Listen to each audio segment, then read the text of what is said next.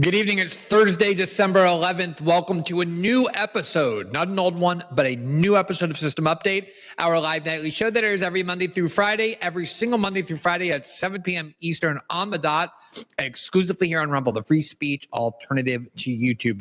As you can undoubtedly see, and I'm just going to check something and have to stall for a second while I do. Okay, I think everything is fine. We're not in our current studio, nor are we in our temporary studio, the one we've been in the last 2 weeks. We've been in the temporary studio one for this week, however. Going to be moving around a little bit more until early next January after the holidays, and then we'll be back in our studio for those of you who feel disoriented or lost or scared because you don't see the studio. It's okay. We're going to be back there very shortly, and you'll feel right at home again, safe and secure in the womb-like conditions of System Update. All right. For tonight, the Jeffrey Epstein files, a lot of you may have forgotten what those are. I don't know if people really remember them. If you don't, you can Google them. I'm about to sneeze. There's a lot going on here tonight before I can even just get into the show. All right, let's get into the meat of the show. Okay. The Jeffrey Epstein files is something that you would be forgiven for not having remembered what it is, because it's been a long time since people really started talking about it, even though for 4 years, in the eyes of many people, including some of the most powerful and senior people at the top of Trump world, it was the key to deciphering everything corrupt and rotted about our globalistic mega elite class. It was also the way to uncover the world's worst ring of child predatory behavior at the highest levels of our political and economic power centers, and yet it sort of has been forgotten, but not by everybody. There is still ongoing reporting on it, including by several former colleagues of mine who worked with me at The Intercept, who now are working at DropSite News, and they've gotten hold of a giant archive of emails that come largely from the former Israeli Prime Minister Ed Barak, who was a very close friend of Jeffrey Epstein's, and they've been doing an amazing amount of reporting, proving what, for me, has always been one of the towering and overarching questions in this Epstein case, and the reason I believe there's been so little disclosure, at least one of them, which is whether Jeffrey Epstein worked for or with foreign intelligence agencies. And of course, by that, everybody understood that to mean Israel. And the evidence that they have uncovered has been really overwhelming, that Jeffrey Epstein worked very closely with, as an asset of, in some ways, sometimes above the Mossad and the interests of the Israeli government. And one of those reporters, Murtaza Hussain, has been on my show previously to talk about some of his reporting, which has been bizarrely ignored by most of the media. I guess not really bizarrely when you think about it, but he has had several new articles co-authored with a prior colleague of mine as well, Ryan Grimm, which really put the nail in the coffin on this question. The evidence has been not just overwhelming, but extremely conclusive. And Murtaza will be with us in a little bit to talk about these new findings. And then the CEO of the Anti-Defamation League, Jonathan Greenblatt, gave an interview today in which he announced that one of the major drivers of anti-Semitism in the world is not Nick Fuentes, not the neo-Nazi party, not the usual suspects that they blame. No, it's not any of that. Instead, one of the major drivers of anti-Semitism are Jews who criticize the state of Israel, Jews who don't support the state of Israel, Jews who don't believe in the relatively new ideology of Zionism. These Jews, he said, there may not be huge numbers of them, but they're a major problem. And so we wanted to explore the question of whether or not Jews who oppose the state of Israel, who oppose the ideology of Zionism, which includes, by the way, people like Hannah Arendt and Albert Einstein and many others, whether or not it really makes you an anti-Semite if you're a Jew who doesn't support the state of Israel. And it really reminds me a lot of how liberals would constantly claim that black people who don't support the Democratic Party are self-hating and racist, or gay people who don't support the Democratic Party are self-hating and homophobic. This idea that somehow if you're part of a group by virtue of birth, a demographic group, that you're duty-bound to adopt a set of geopolitical beliefs and a certain ideology and a loyalty to certain things or ideas, that it's like inbred in you, and that if you don't, it makes you mentally ill and or malicious, I think is unbelievably toxic. Conservatives have attacked this idea for a long time, when propounded by liberals. This idea that your identity compels you to adopt a certain set of political or ideological views in order to be considered a healthy person. And so I think it's really worth delving into how this has now expanded into an idea that a lot of people on the pro-Israel right also support, and that was explicitly, very explicitly, defended by the head of one of the most influential and pernicious pro-Israel groups in the country that masquerades as an anti-defamation pro-civil rights organization. So we're going to take a look at that. Before we get into all of that, a couple of quick programming notes. First of all, System Update is also available in podcast form. You can listen to every episode, not just watch it, also listen to it 12 hours after the first broadcast live here on Rumble, on Spotify, Apple, and all other major podcasting platforms. So if you rate, review, and follow our show, it really helps spread the visibility of the program. Also, as independent media, we do rely on the support of our viewers and members, which you can provide by participating in and joining our locals community, where you get access to a wide range of exclusive benefits and content. But most of all, it is the community on which we most rely to support the independent journalism that we do here every night, every Friday night, as we'll do tomorrow night. We take questions submitted throughout the week solely from our locals members. So that is an additional benefit of joining that community. And all you have to do is click the red join button right below the video player on the Rumble page, and it will take you directly to that community. One last programming note. I was on the Piers Morgan show earlier this afternoon. I violated what I typically regard as a steadfast rule of mine, which is I do not appear on panels with like multiple people where you have to like fight and scream over them and demand to be heard. I just won't do that. I made an exception because there was a discussion about the very widely watched, viralized interview that Piers Morgan conducted with Nick Fuentes just a couple of days ago.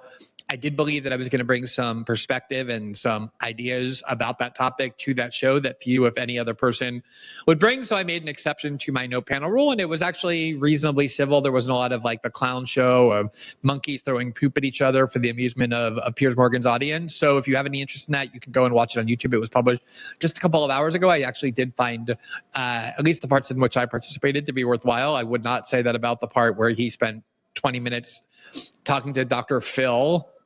I didn't actually hear it, most of it, so I don't want to characterize it too much, but it was basically about like psychoanalyzing Nick Fuentes and his followers as incel losers. That part I think you can fast forward through, but the part where we had a kind of back and forth about this movement and his popularity and what accounts for it and things of that nature, I think are worth talking about. All right, so with all of that said, welcome to a new episode of System Update, starting right now.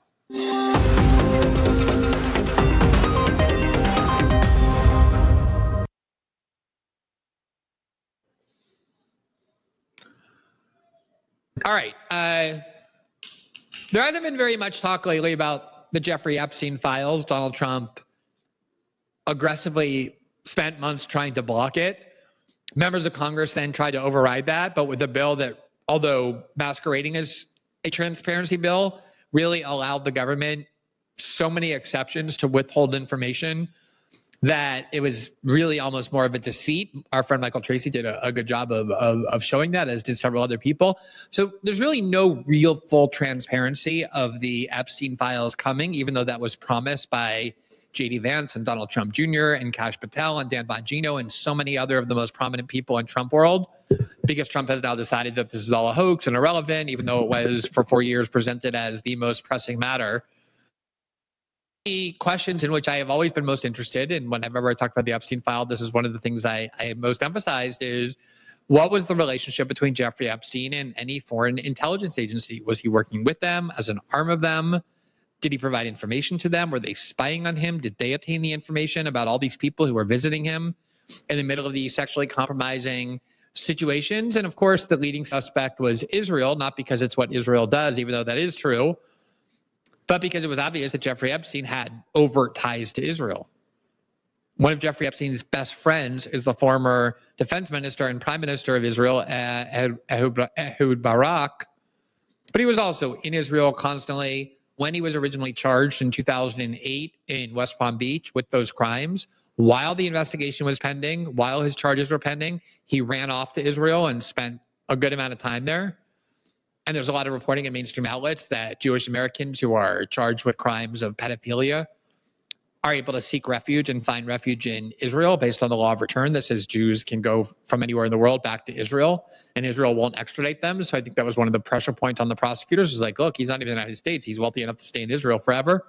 There are a lot of ties to Israel, but the extent of the ties, of the business ties, of the political ties, the intelligence ties, was really more assumed than proven, and that was true at least until Dropsite News and a couple of other select outlets were able to utilize a hacked email database that came from Ehud Barak that the journalists at Dropside News in particular have really gone through and are continuing to report, and it provides extremely conclusive and persuasive evidence of just how deeply the ties ran between Jeffrey Epstein and the Israeli government, Israeli foreign policy, Israeli intelligence. One of the journalists who has taken the lead in reporting this is my friend and longtime colleague, Murtaza Hussain, and we are happy to welcome him back to the show to talk about his reporting, since it seems like almost nobody else will. Maz, good evening. It's great to see you. I'm having trouble hearing Maz, by which I mean I can't hear him at all, so I'm not really sure if the problem is on his end, which it probably is. He's often pretty incompetent when it comes to technology, even though he's a great reporter. There you go. And I'm sure whatever screw up you were responsible for, you have now fixed. Yes. Good evening, Maz. Nice to see you. All right. I'm sorry that this reporting that you're doing in such a lonely way. You're breaking these big stories, and I think because they're so uncomfortable for so many people in the media, there's just not a lot of coverage to it. And then at the same time, Donald Trump has instructed his movement to ignore the Jeffrey Epstein files. So the people who did have a lot of interest in it, many of them now suddenly don't.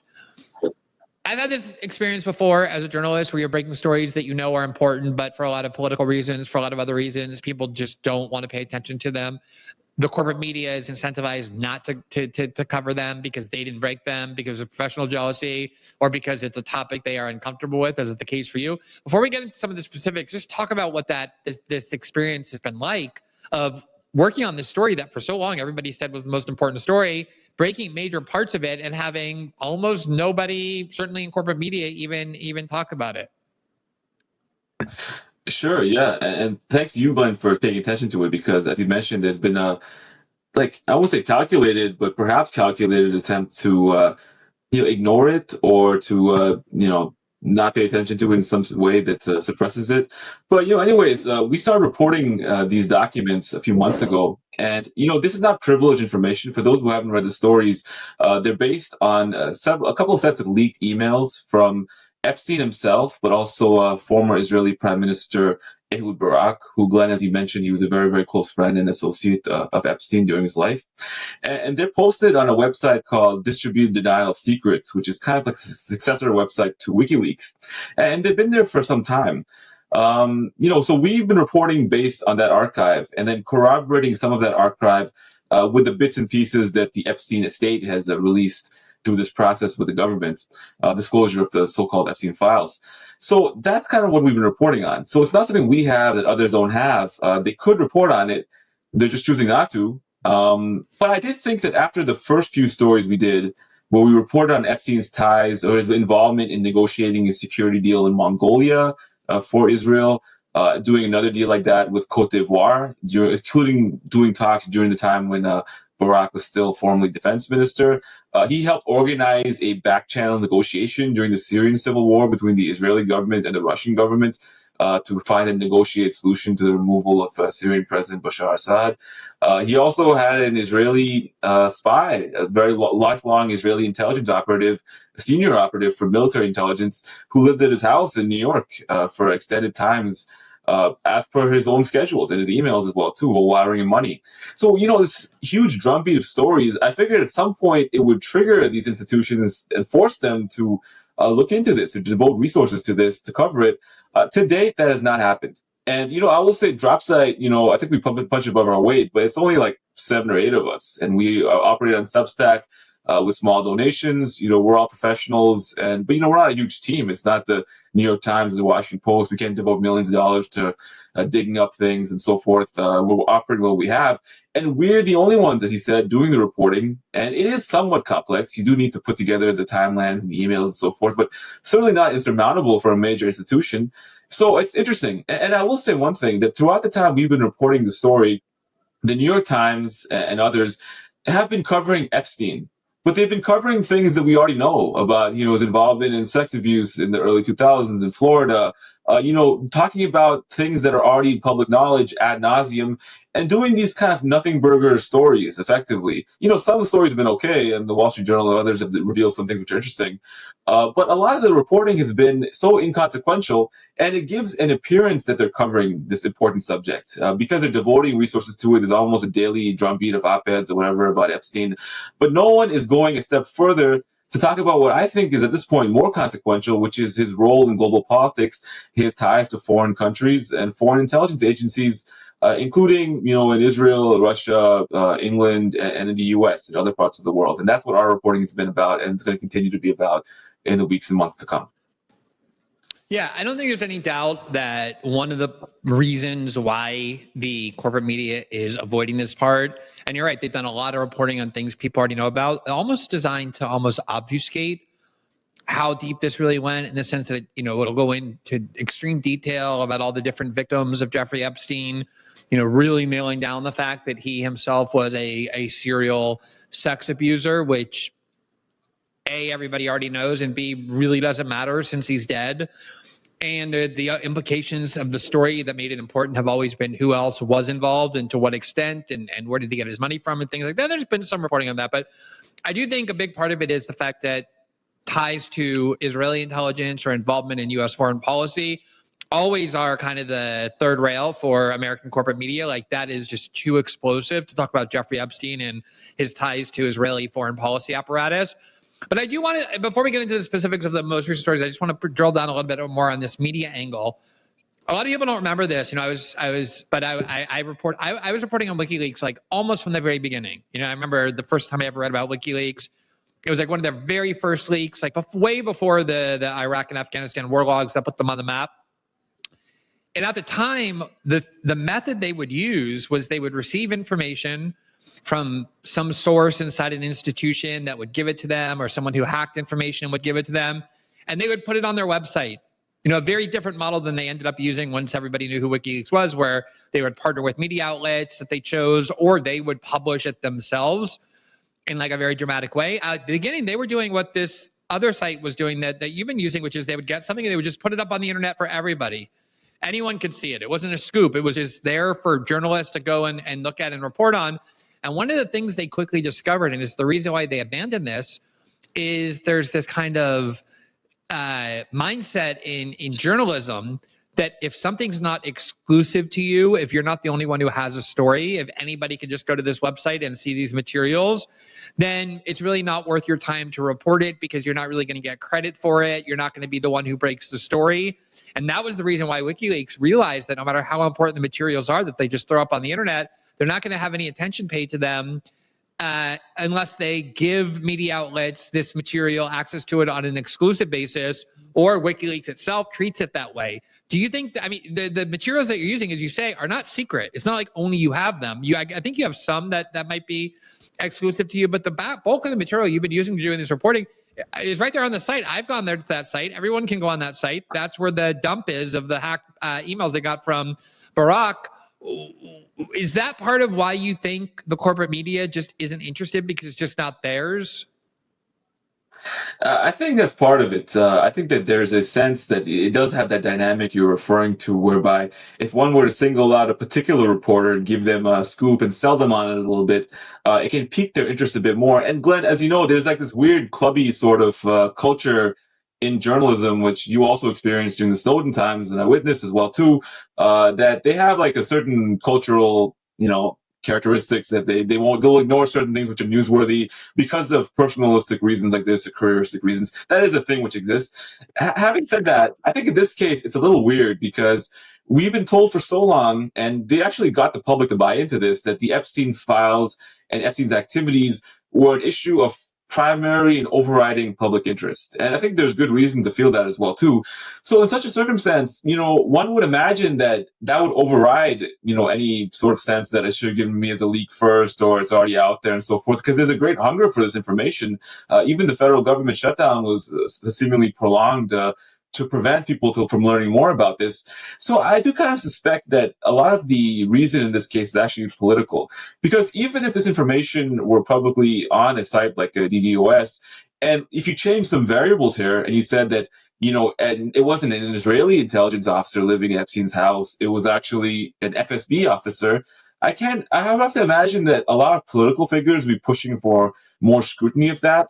The press would feel more enthusiastic or more willing to cover it in that angle. And it seems to be, for some reason, this particular variable has changed their willingness, or it's, narrowed down the Venn diagram of people who have the willingness and the ability to report on it, because their stories are a little bit complicated. You have to put together this chain of correspondence. You have to download these huge files. So I get it. Some people may be deterred by that, but an institution certainly should not be. But I do think that there's this political angle. And I will say one last thing, though. At the DealBook Summit, the NYT Summit that happened recently, Ehud Barak was present. And Nicholas Kristof, who's a columnist at the New York Times, he actually brought up and referenced our story about Yoni Koren, the Israeli military intelligence officer who's staying at Epstein's house, Epstein's apartment, I should say, because Koren was actually Barak's chief of staff. So Kristof referenced the story, clearly read it, and he thought it was credible enough to bring up to Barak. But instead of asking him, which I would have asked him about, does this indicate that Epstein had intelligence ties, he asked Barak another question, which is also important, but, kind of the answer is predictable, whether he had been involved in Epstein's sex trafficking. So that seems to me that, people are reading the story. They are aware. Oh my God, Maz, I'm dying to know. I'm so in suspense. What did Barak say in response to that pressing question by Nicholas Kristof? Did he say, yes, I absolutely was heavily involved in Jeffrey Epstein's sex trafficking? Or did he say, no, I had no idea that it was taking place? Well, I'm so in suspense to know what he said to this really probing question. Well, of course, he treated it like he was in the Catholic confession booth. He immediately came clean, and that was a very moving moment. Exactly. It's hard to lie to Nick Kristof. All right, let me ask you about a couple of these stories. So here's one from actually this is from yesterday at Dropsite News, and if we can put that on the screen, the headline is "Ask Jeffrey." Epstein ran Les Wexner's pro-Israel philanthropy machine. Emails reveal the Wexner Foundation has long claimed Epstein, quote, did not make decisions regarding the use of the foundation's funds. New emails show that is flagrantly false. Now, just to give a little background to that for people who don't know, one of the big mysteries of Jeffrey Epstein's life was how is it that he accumulated the vast wealth that he clearly possessed? I mean, he wasn't just, a wealthy guy. He was he was like not quite, maybe not a billionaire, but living life like a billionaire, like hundreds of millions of dollars of net worth, multiple huge mansions, the private island, the private jet. This is, a kind of wealth that exceptionally few people have on the planet. It was unclear where he got that from. And it turns out one of the people who was his primary benefactor was Les Wexner, who's a billionaire who I think created Victoria's Secrets and a couple others. The other big benefactor was Leon Black. And when this question of Israel would arise and his connection to it, I would always look at Les Wexner's and Leon Black's, but let's focus on Les Wexner's charitable or philanthropic activities, because almost all of it was about Israel. Almost like his entire life cause, like so many Jewish billionaires in the United States, was Israel. And so here Jeffrey Epstein is right at his side, being enriched from him. And so, it was just another kind of piece of evidence suggesting strongly that Jeffrey Epstein's ties to Israel were quite substantial. But you were able to take that further and actually prove that Jeffrey Epstein was heavily involved in those pro-Israel philanthropic activities. What is it that you discovered? Yeah, so first thing I'll say is that these emails are actually based on a different archive. They are posted on DDoS now, but they come from an archive that a hacker gave to Bloomberg News some months ago. And Bloomberg has been reporting on other aspects of the archive, but they haven't reported on this particular subject that we reported on. So these emails show they're between roughly 2005, 2008. They show that contrary to what the foundation had claimed, the Wexner Foundation, which is, as you mentioned, this very prolific donor to pro-Israel causes in the U.S., they had claimed that Epstein, who was the trustee of the foundation, was like an absentee trustee. and he had no meaningful role in his foundation's operations or its finances. They commissioned an internal review by outside lawyers to sort of commission a review to confirm that. So the emails show that that is not true, and I don't know if they were deceived themselves or they deceived somebody else, but the emails show that he was not only involved, he was treated as the final authority in many cases for major financial transactions, transfers of funds, decisions to transfer grants and so forth, tax issues, management of the finances of the funds themselves, stock trades and things like that. So, you know, the idea he was not involved, it seems like is the opposite, in fact. It seems like he was so heavily involved that everyone was treating him as the last word. And this is kind of what our story is about. But one thing that we also talked about is the history of the Wexner Foundation and the Wexner family, because it's not even that this is just this individual who was interested in Israel. Wexner's wife is actually his father-in-law, his wife's father, was one of the founding members of the commanders of the Haganah, which actually created the state of Israel many decades ago. And when he died, he actually asked that people would give money not to any other cause or to him or his family, but to the Friends of the Israeli Defense Forces. So it was a very particularly hyper-political family focused on Israel specifically.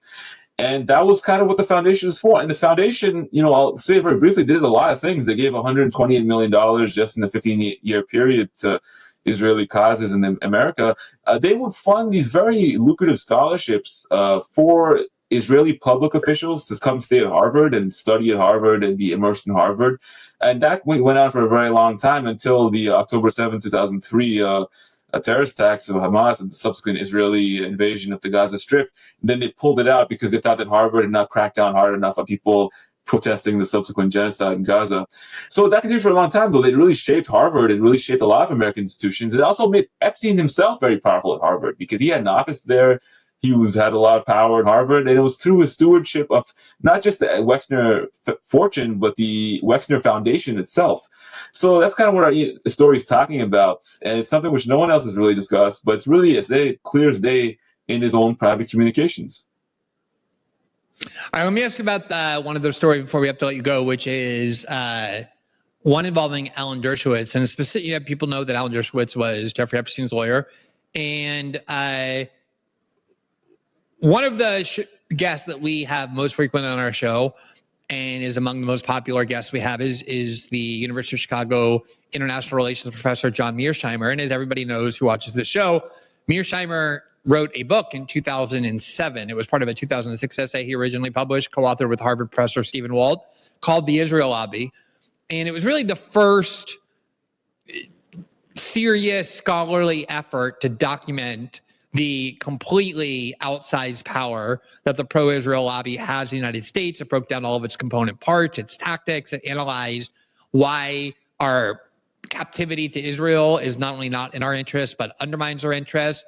And you can imagine, if you don't remember, for people who didn't live through it, but I remember it very well. It was right at the start of my journalism career. The smear campaign unleashed against John Mearsheimer and Stephen Wald, neither of whom is Jewish. Obviously, they were widely branded as anti-Semitic, was unlike anything I had seen up until that point. And I remember writing in defense of them, but it was still very beginning in my journalism career. I had an okay platform, but not a huge platform.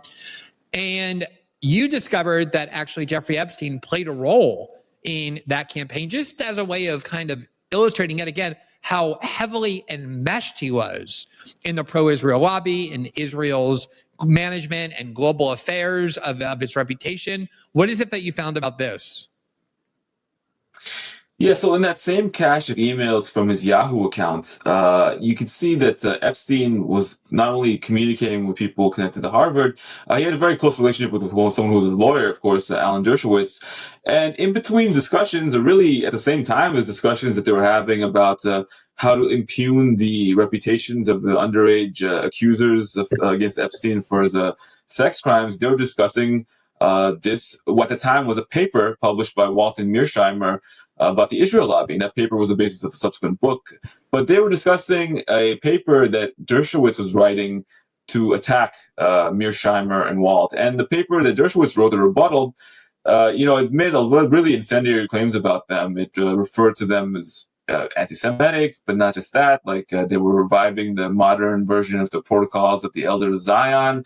Really extremely intense and damaging things to them were written in this paper. And several early drafts of that paper were sent to Jeffrey Epstein for his review and for his comments.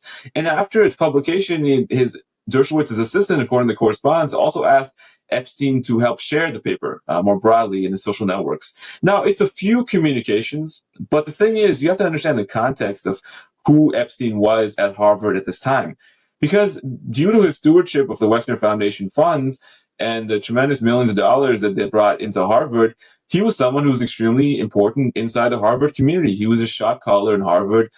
He was funding all these academic enterprises. He was very interested in corralling academics to focus on various subjects, funding their research and so forth, developing close relationships. He was someone extremely important. So having him on your side in the subject, helping you craft your arguments and also helping spread those arguments, which again include very serious and damaging personal accusations of anti-Semitism, was a tremendous asset to Dershowitz. And, one could then imagine how much more Epstein did during the many, many years he was ensconced at Harvard in that role. And I'll say one thing very quickly as well, too, that in the Ehud Barak emails, Ehud Barak, at one point, we wrote about this in our story about his negotiations between Israel and Russia. Ehud Barak actually had Epstein edit an op-ed that he wrote, and that op-ed was subsequently published in the UK publication The Telegraph. But Epstein was the one who sort of crafted it and gave feedback. And Epstein's own edits were actually much more hawkish than anything that Barak wrote. He was calling for escalation of the conflict and U.S. involvement and all these things. It kind of gives you a window into the kind of views Epstein had. He was a very, very fanatical pro-Israel partisan. And I don't think that aspect of his political views, let alone his political activities, has really seeped in to understanding him.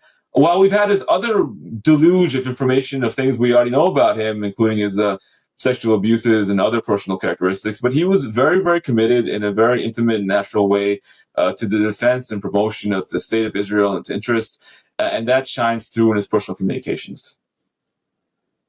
By the way, I know you have to go, but the last time you were on, I just wanted to say, we were talking about Ehud Barak for about 10 minutes, and I think once or twice I referred to him as Ehud Baruch, just because that happens sometimes, you misspeak. And a woman wrote to me claiming she was a clinical psychologist and it was very angry. She was like, you really need to start thinking about winding down your work, because that is a clear sign of dementia, the fact that you know his name and yet mispronounced it. And I really think you need to go get a brain scan and treatment. So I just want to thank whoever that is for your generosity of spirit. And Maz, I want to also thank you for your work. I hope you keep up this investigation, even though nobody or very few people in corporate media will give you a platform or talk about your reporting. We, of course, will continue to follow it. And you're always welcome here to come on and talk about the latest revelations, because I do actually think Jeffrey Epstein's extremely deep, multifaceted connections to Israel matters a great deal. So thanks for coming on and talking to us. Thanks, man. Thanks for having me. Talk to you soon.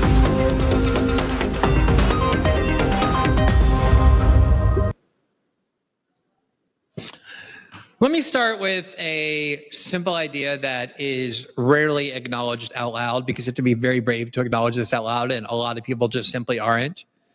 Your financial life is only as stable as the institutions you're told to trust. And these institutions have a long record of getting the big things wrong. People are told the system is sound. The evidence tells a different story. Inflation has eaten savings for years. Debt keeps hitting levels that were once unthinkable, and gold and silver have shattered record after record because investors are no longer willing to bet their future on political promises. These are not speculative spikes. They are signals that confidence in the system is fading, signals that many analysts believe carry straight into 2026.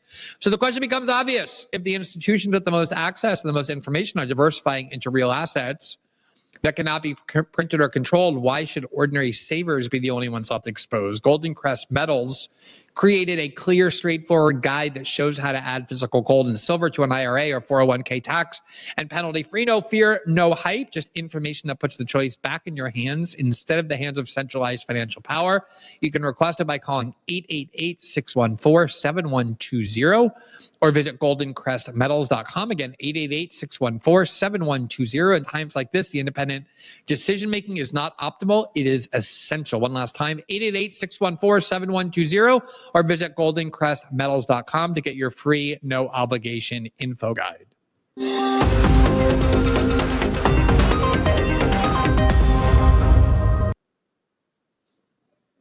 The Anti-Defamation League is one of the oldest and most known political organizations in the United States. It's also one of the most sinister and noxious and deceitful and destructive.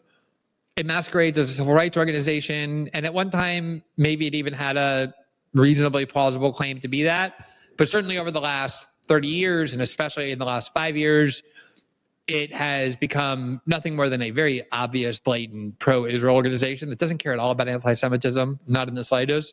It only pretends to care about anti-Semitism. It weaponizes it in order to generate support for the foreign country to which they're most loyal, and that is Israel. Jonathan Greenblatt, who's the CEO, frequently goes and speaks with his effective operational bosses in Israel, talks all the time, not about the United States, but about how best to secure public opinion, to keep it favorable for Israel, the tactics that they have to use, and the like. He has done things like, and this is very weird for a civil rights organization, demanded that TikTok be closed because it was allowing too much information that was critical of Israel. Seems very odd to me for like a civil liberties and civil rights organization that it claims to be, to advocate for the shutting of one of the largest social media apps on the planet, one of the most popular ones in the United States, because it allows too much criticism of this foreign country. But that is what the ADL is. And Jonathan Greenblatt was on a podcast today called In These Times. He was speaking with Rabbi Ami Hirsch, and they were talking about anti-Semitism and the growing problem of it, because we all know anti-Semitism is an epidemic in the United States. It's one of the gravest problems we face. American Jews can't even go outside without being immediately mauled and killed. They're being systemically excluded from basically every societal sector: Hollywood, Wall Street, Silicon Valley, politics, the media, finance. It's really dark and dangerous. And the Anti-Defamation League is fighting tooth and nail to make sure that American Jews can once again participate in the halls of power, in powerful factions and the like. And as part of this discussion,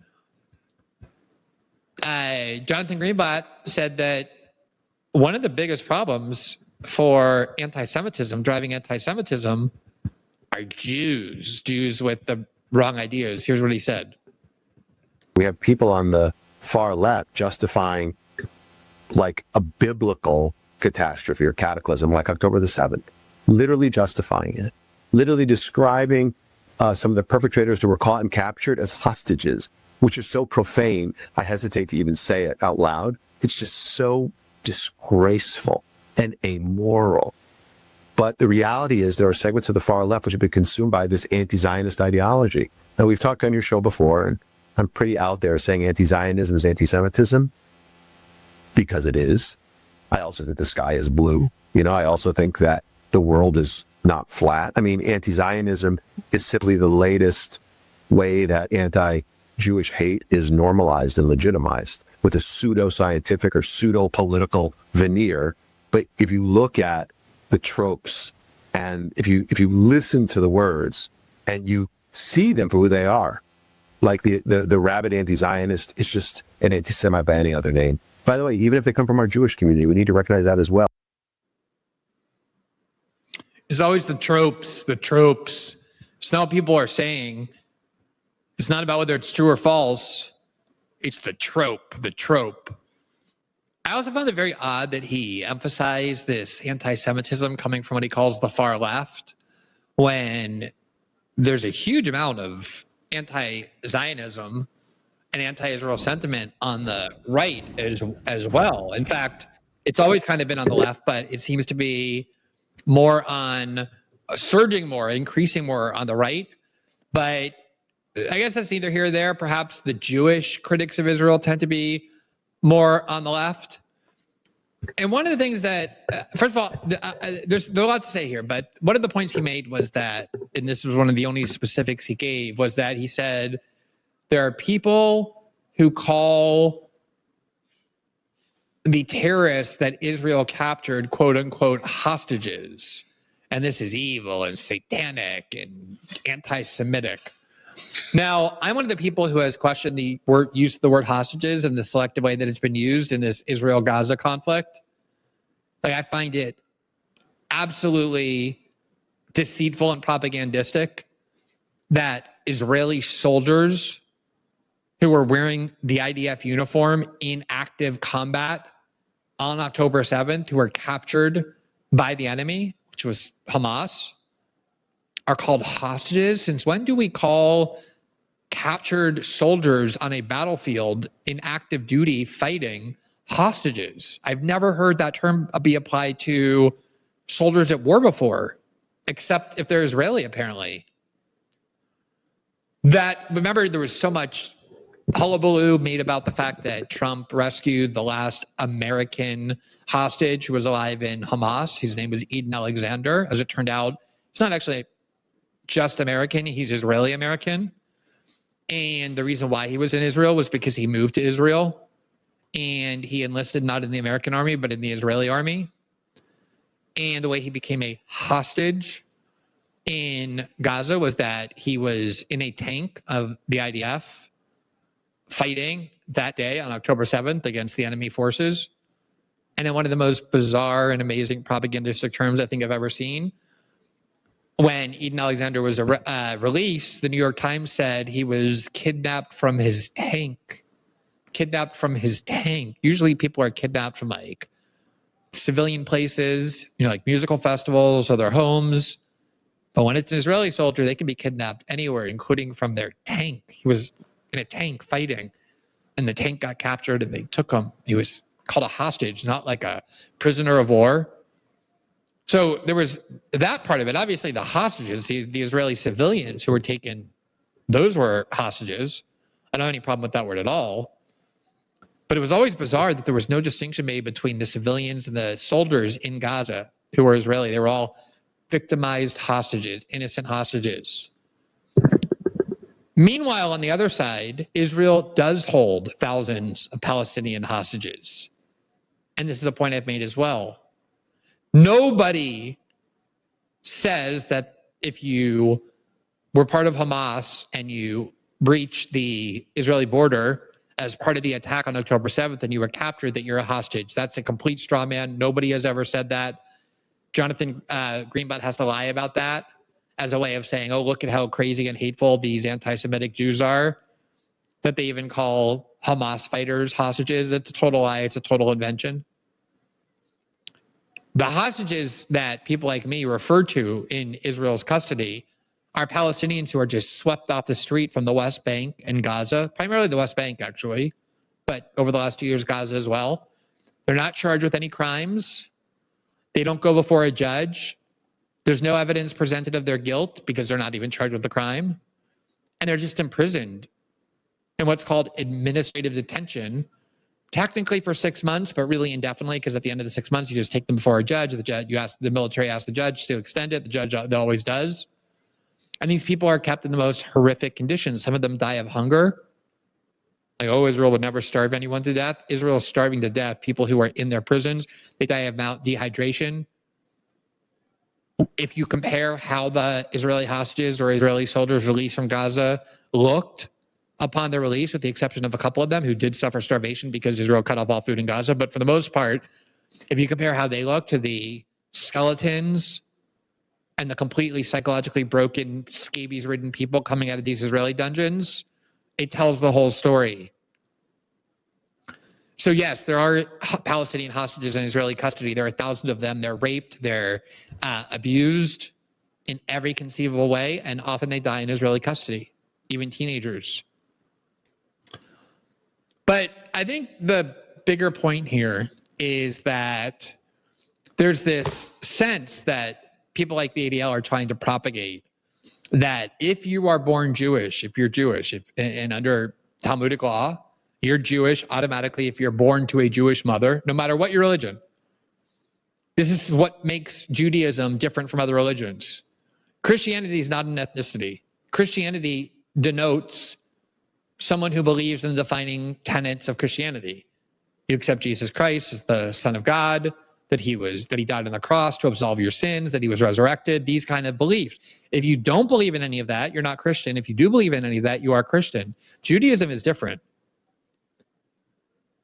You're considered a Jew if you're born to a Jewish mother. It doesn't matter what you believe. You can be an atheist. That's why you would never have the term Christian atheist or Muslim atheist. It doesn't make any sense. But Jewish atheists, everyone understands what that means. If it were just a religion, how could you be a Jewish atheist? That would make no sense. In fact, there are Jews for Jesus. Jews who believe in the divinity of Jesus. If it were just a religion, by definition, you wouldn't have Jews for Jesus. But because it's an ethnicity as well, you can have this religious belief of any kind and still be a Jew. And what is so offensive to me, and it's not just about Jews, but every ethnic group, every demographic group, every racial group, is the attempt to suggest that by virtue of being born into a particular demographic group, you are duty-bound to embrace a set of political beliefs or ideological dogma, that you're not free to analyze and critically evaluate a geopolitical question like Israel's fault or Palestinian fault or U.S. financing of Israel, that if you're a Jew, you're duty-bound to love Israel, defend Israel, support Israel, want American tax dollars to go to Israel. You're duty-bound to believe in the ideology that didn't even exist until the very end of the 19th century, early 20th century, called Zionism. And if you don't believe in these things, if you don't support Israel, if you don't support Zionism, this new ideology, it means you're an anti-Semite by definition, because anti-Zionism is anti-Semitism, even though the Jewish people have been around for thousands of years and Zionism was invented relatively recently. And it reminded me a lot of one of the defining features of woke excess wokeism. You know, the 2018, 2019, 2020, 21, that period of Me Too and George Floyd and all that, where wokeism really ascended to its most extreme and preposterous peak, or zenith, depending on how you see it. And it was this idea that if you're black, you can still be a racist and a white supremacist, because being black is not just an ethnicity, it's a set of beliefs. And for as long as I can remember, liberals would accuse black conservatives, Clarence Thomas or Thomas Sowell, or Ben Carson, Herman Cain, any black person who didn't accept the Democratic Party or who embraced the American conservative movement, of being racist, of being self-haters, of having a psychological problem. Because white liberals believe, and a lot of black liberals believe too, this is just pure race essentialism, that by virtue of being born black, you are duty-bound to love the Democratic Party and hate the Republican Party. And if you're black and you're entering political consciousness, you're not free to exercise your own agency, your own intellectual capacity, and decide which party is better, or whether one of the parties is better at all. You're told that by virtue of being black, you have a particular special obligation to embrace and support and vote for the Democratic Party. And if you don't, there's something wrong with you. You're a racist, you're self-hating. And it's pretty much true for every minority group.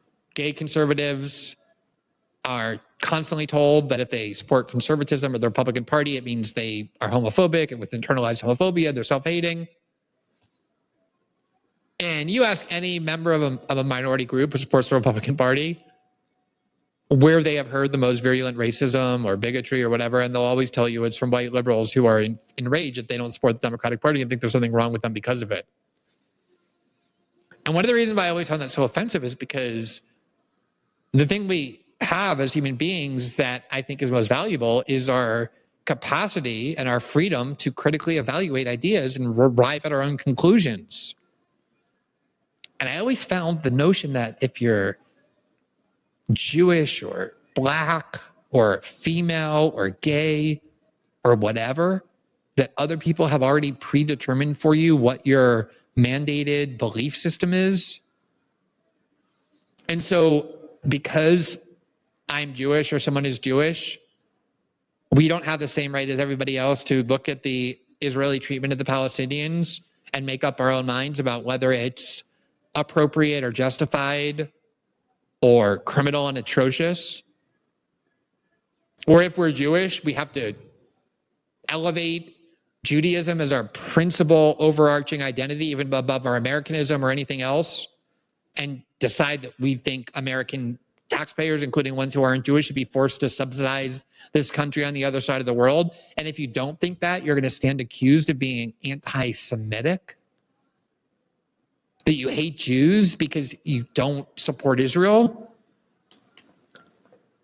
You know, and like all of this wokeism has spread to other countries. It's spread to Europe. It's spread to Brazil, largely because of social media. I always wonder, by the way, you know, when the Iraq War was being debated, France and Germany were overwhelmingly opposed to the invasion of Iraq. And they would constantly get mocked and ridiculed by Fox News and conservatives because of it. But they had a completely different idea of the invasion of Iraq. They thought it was stupid. They thought it was going to destroy the Middle East and stability. They thought Saddam didn't have WMDs. They were right about all that. I remember when I went to France as part of the Snowden reporting, the hatred and contempt on the part of the French national security officials with whom I met was so palpable for American foreign policy officials because of all these decisions they made about war that were so obviously wrong and the arrogance with which they made it. And I often wonder if we had had social media at the time, if everybody was plugged into the same hive mind, whether that kind of divergence would have been possible. I mean, you see with the war in Ukraine how everybody just in Europe and in the United States just instantly merged. Nobody questioned the need to finance and prolong the war in Ukraine. And I think a lot of that was because of social media. And so there's a lot of this wokeism that has spread that comes from the United States, and the movement in the United States to Europe and Brazil. And in Brazil, there's the same race essentialism. There are black people who support Bolsonaro. They're all accused of being racist. There are gay people who support Bolsonaro or who hate Lula. They're all accused of being self-hating, sick people. And I think about it for myself, but I also have always thought about it for my kids. Like one of the things I try and teach my kids more than anything is not particular political opinions. I never try to instill in them any particular belief. If they come home and start espousing an idea, whether I agree with it or not, I'm going to automatically interrogate it Socratically, like offer arguments against it, because I want them to learn how to really think critically. That's all I care about. Wherever that takes them is where it takes them. But the idea that people are going to tell them in advance they don't have the right to engage in critical thinking, that because of their skin color or their race, they're duty bound to embrace an ideology that has been laid out for them, and that they don't have a choice. And if they don't agree with those ideas, that they're told they have to by virtue of their race, that means they're sick and they're racist. This is so offensive to the whole idea of human autonomy and our capacity to think critically. And yet it was at the center of so much woke liberal discourse, and it's at the center, and long has been at the center, of pro-Israel discourse as well. And it sickens me. And one of the reasons it sickens me is because it's so blatantly deceitful. And this has become part of the orthodoxy that if you don't believe in Zionism as an ideology, which again is about 110 years old, Jews lived for thousands of years without Zionism. And as a result, there are huge numbers of Jews who don't support Zionism. I mean, religious Jews, Orthodox Jews. We've had Orthodox rabbis on our show who think Zionism is heretical, that it's an affront to Judaism, because Judaism is about the Jewish people, not the idea of a nation state. These are debatable ideas like anyone else. And calling people anti-Semitic because they don't accept the prescribed view is just the same tactic as a lot of leftists used to use or still do use by screaming racist or misogynist or whatever at anybody who doesn't agree with them as a way of bullying them into accepted ideas. And the ADL is now the leader of this. Here is Jonathan Greenblatt on MSNBC. This is October of 2023, where he's basically saying that Zionism is the obligation of every Jew. But anti-Zionism, I've long said, is anti-Semitism. I was wrong. Anti-Zionism is genocide. And what I mean is, if you so dehumanize Zionists, by the way, every Jewish person is a Zionist. Every Jewish person is a Zionist. It's so weird because I interviewed Orthodox Jews. I hear from them all the time, by the way. They want to come back on the show. I think we're going to put them on because they don't get enough of a hearing. And these are like Jews. These are Jews. These aren't atheist Jews. These are religious Jews with all the trappings of being an Orthodox Jew, the hat and the hair curls and the whole package. And they despise Zionism. And here's this seemingly secular Jonathan Greenblatt saying that you can't be a Jew if you're not a Zionist. Anti-Zionism is anti-Semitism. The reason they're pushing this so hard is because it's not just that public support among Americans for Israel is unraveling, but public support for Israel among Jews is unraveling as well, especially younger Jews. Here from the Washington Post, October 6, 2005, quote, many American Jews sharply critical of Israel on Gaza, poll finds. Quote, a significant minority of American Jews agree with the UN's panel's conclusion.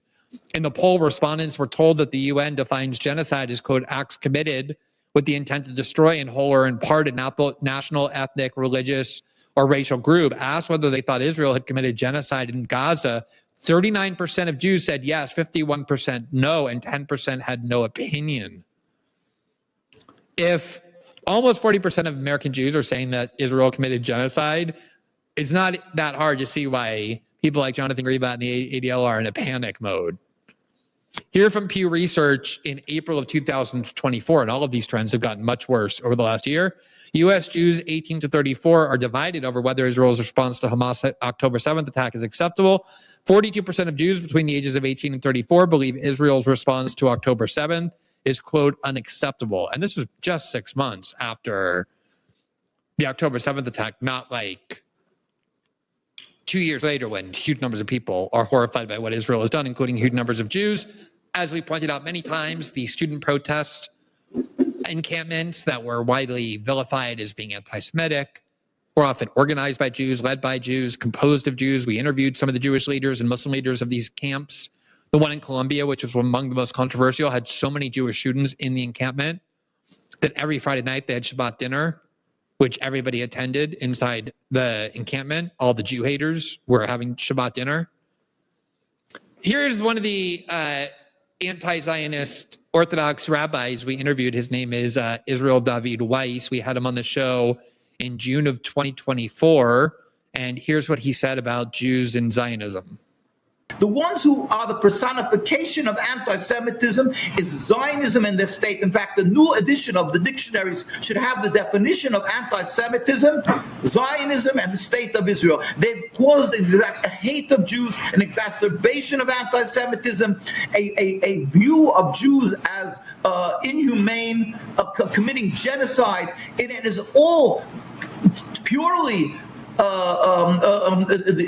diametric opposite of what Judaism is, and what Jews around the world who are hurting and feeling and crying with the people of Palestine, and our voices are not heard. And when the students who get up on the campuses in throughout the United States and in Europe, who many thousands and thousands of them are Jews, and a lot of them are being led by Jews, they're simply removed from their positions. They're thrown out of schools. And there's laws, new laws with ingenuity being developed that there's such a concept of democracy, and they skirt the issue of democracy and accuse anybody who speaks up against the Zionist onslaught, against Zionism, as being anti-Semitic. Again, it's an insult to intelligence, and it should not be accepted. And we plead with the world leaders that they should please respect, as you would respect the Pope and the priests when it comes to Christianity, and the imams and ayatollahs when it comes to the issues of Islam. You should respect the voice of our rabbis who stood from day one in Palestine and those communities and pleaded with the leadership of the United Nations, and who are living throughout the world, the very religious communities like we are in New York, the very religious ones who give their lives for the religion. We have our private schooling. It costs us fortunes. We give our lives for our religion. These are the ones invariably who are opposed to this occupation. We are opposed to what's happening in Gaza. Respect that, and they should stop and desist what is the assistance to the Zionists in their murder, mass murder, and the torture of the people of Gaza. We plead with them, respect our voice, respect the voice of humanity around the world who are pleading, and do not be ensnared in this Zionist intimidation that you will be accused of being anti-Semitic. Amen, brother. Now, there are a lot of things you can say about that guy. Questioning the authenticity of whether he's a Jew is not among them. And I'm not saying this is the majority of Jews, but it's also not some like bizarre aberration or some tiny trivial minority. Jewish anti-Zionism is substantial and growing. It's not the majority, but it is far from trivial. And if the ADL wants to go around saying that Jews are duty bound for some reason to embrace this ideology called Zionism, I think they're going to have a really hard time. Just to underscore the point, Albert Einstein, whose Judaism I think was also extremely difficult to question, was a vocal anti-Zionist. In the mid to late 1940s, after World War II and the Holocaust, when the question of Israel and Zionism was being debated, he was outspoken in his opposition to what a Zionist state in the Middle East would entail. This is part of a letter he wrote. I believe this was to the New York Times. We'll check on that, but it's dated January 21st, 1946. He wrote, quote, "I am in favor of Palestine being developed as a Jewish homeland, but not as a separate state. It seems to me a matter of simple common sense that we cannot ask to be given the political rule over Palestine, where 2/3 of the population are not Jewish. What we can and should ask is a secured binational status in Palestine with free immigration. If we ask more, we are damaging our own cause. And it is difficult for me to grasp that our Zionists are taking such an intransigent position, which can only impair our cause." Hannah Arendt was a German Jewish philosopher, very highly regarded, especially in the mid-20th century. And in May 1984, here's what she said about Zionism. She wrote, quote, "Palestine Jewry would eventually separate itself from the larger body of world Jewry and in its isolation develop into an entirely new people. Thus, it becomes plain that at this moment and under present circumstances, a Jewish state can only be erected at the price of a Jewish homeland." And then here is Rav Yoel Teitelbaum in 1961, who was the Satmar Rebbe. He said, quote, "Zionism is the greatest form of spiritual impurity. They have polluted the Jewish people with their heresy. If we place all the immodesty and promiscuity of the generation and the many sins of the world on one side of the scale and the Zionist state on the other side of the scale by itself, it would outweigh them all." He hated Zionism, and there was no questioning his authentic Jewishness. Joe Biden gave a speech in 2020, during the 2020 campaign when he was running against Donald Trump. And it followed his interview with Charlamagne the God, the black radio host, who's often critical of the Democratic Party, though very loyal to the Democratic Party. And he was explaining to Joe Biden what his concerns were about Biden's political history and ideology, and said he wasn't convinced that black people should be willing to commit their vote to Joe Biden. And Joe Biden gave a speech the next day. Actually, this was during his interview with the Breakfast Club. And this is what he said. Okay. I'm in trouble. Listen, you got to come see us when you come to New York, VP Biden. I will. It's a long way until November. We got more questions. You got more questions, but I tell you, if you have a problem figuring out whether you're for me or Trump, then you ain't black. I mean, the reason people found that so reprehensible is because being black does not dictate which political candidate you have to support. Why would it? Why would the your race or the melanin of your skin or the color of your skin eliminate your right, your God-given right, the capacities with which we're bestowed to think critically for ourselves and evaluate for ourselves which is the better ideology, which is the better candidate? Who is Joe Biden to say, if you're in doubt, you ain't black, meaning if the only way to be black is to vote Democrat. The only way to be a good Jew is to embrace Zionism. F you, Joe Biden, and F you, Jonathan Greenblatt. These are totally manipulative tactics that nobody should even think about accepting. Just one last clip. This was before Joy Reid got fired from MSNBC. She would constantly launch racist attacks on black conservatives for being race traitors or self-hating or whatever. Here's what she said about Clarence Thomas. By him, so we'll see. Well, and the Supreme Court, and he mentioned the Supreme Court and was very specific about that. And he did telegraph as if he can just take the election, call it over, right? Announce that there won't be any more voting, and that the Supreme Court will take over. That's not how it works. It's not exactly clear that we can trust Amy Coney Barrett and Kavanaugh and these others not to be just like Bill Barr. And so I think what scares people is that if he decides to do something that it legally makes no sense, and you're right, but Mr. Bauer is ready for him. But if somehow they managed to stumble into the Supreme Court. Do any of you guys trust Uncle Clarence and Amy Coney Barrett and those guys to actually follow the letter of the law? No. I mean, it is a completely politicized Supreme Court that Uncle Clarence, meaning Uncle Tom, of course. But by the way, this was very much in the liberal discourse of the time, 2020, when Trump nominated Amy Coney Barrett. Very common liberal discourse to assert that the price for nominating her was that she would agree to overturn the 2020 election if Trump lost and then challenge it in the court. And that was Joy Reid and Rachel Maddow talking about how if Trump lost the election but then got into the Supreme Court, they would likely just give the election to Trump. Absolutely none of that happened. None of those people did that. Amy Coney Barrett has been proven to be, often to the chagrin of a lot of conservatives, one of the most independent-minded and unpredictable votes on the court. Do you think a single one of those liberals who called her a religious fanatic, there to vote for her religious views, to serve Donald Trump, do you think a single one of them went back and re-examined that or apologized? No, of course not. That's a different issue, but that's Joy Reid. And yes, the lowest of the low, but also very kind of reflective of the discourse. Saying the same thing as Joe Biden. Clarence Thomas is a House Negro or a Uncle Tom because he doesn't vote for Democrats. He doesn't like liberals. He believes in a conservative judicial ideology, not a liberal one.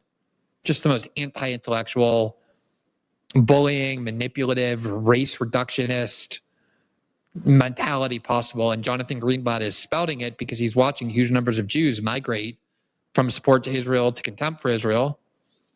And I guess they think one of their ways to reverse that is by calling the Jews who are exercising their own autonomy and moral judgment anti-Semites and not real Jews. Good luck with that tactic. I don't think it's going to work even a little bit. But on the other hand, I kind of empathize because there's not much else after everybody watched what Israel did over the last 2 years and what the U.S. does to stay captive to it. There's not many other tactics available to them.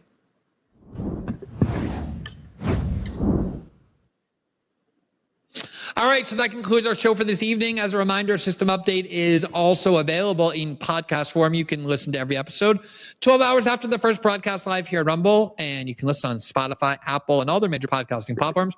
And really, if you like the show, and I always say this every night, so maybe it just like becomes something you don't even internalize anywhere, but if you go to Spotify or Apple, you look for our show, you rate it, review it, and then just follow it as a podcast, it really is beneficial for promoting the visibility of our show. Finally, as independent media, we do rely on the support of our viewers, that's you, and our members, which you can help provide by joining our locals community. All you have to do is click the red join button right below the video player on the Rumble page, and it will take you directly to that community. For those who've been watching this show, we are, needless to say, very appreciative. We hope to see you back tomorrow night and every night at 7 p.m. Eastern live exclusively here on Rumble. Have a great evening, everybody.